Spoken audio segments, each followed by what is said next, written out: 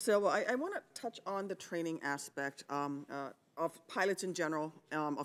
Would it be a true statement to say that U.S. pilots properly trained would know how to respond to an uncommanded nose-down pitch rate on an aircraft with an automated stabilizer system? I'll give you an example. I flew the Blackhawk.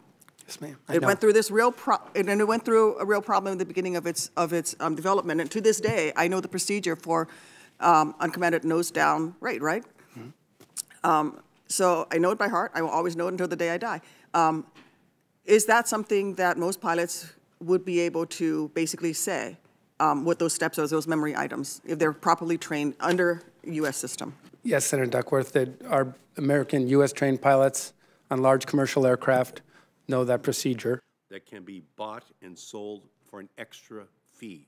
I called and talked to the presidents of SWAPA, the Southwest Airline Pilots Organization, ALPA, over 53,000 pilots, and APA, the American Pilots Group, and asked them, what is your experience flying the MAX?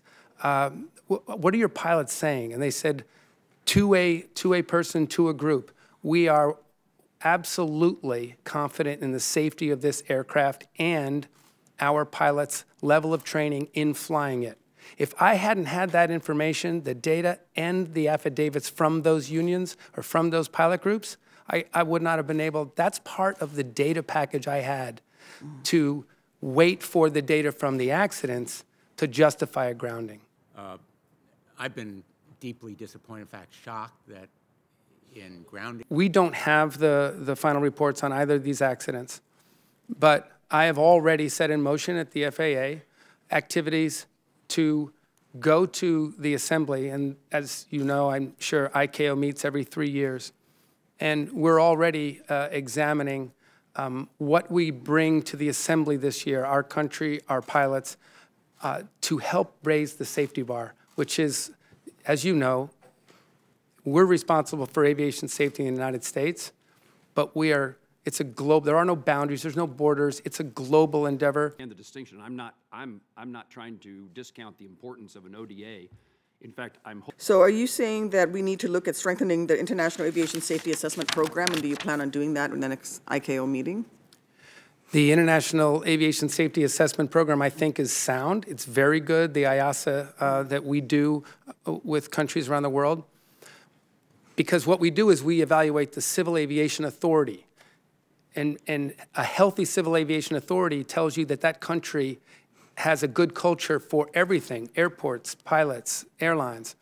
But by working to help raise the standards overall, then when we do an IASA in a country and we do a rating, we'll be rating against higher standards. And I think that's appropriate, and it's well worth our attention. And I have a report here that says, in the wake of the Airworthiness Directive, there were no incidents of MAX flights in North America. There was no incident of this happening. Now, when I say that also that the pilot reports that Senator Blumenthal mentioned earlier, the ASRS or the NASA reports, I personally read, there were 24 of them, I read every one of them, and I'm not the key expert in this determination, but they were all looked at and determined, and I concurred, none of them went to the MCAS, none of them demonstrated an MCAS malfunction. As the safety agency entrusted to provide the safest, most efficient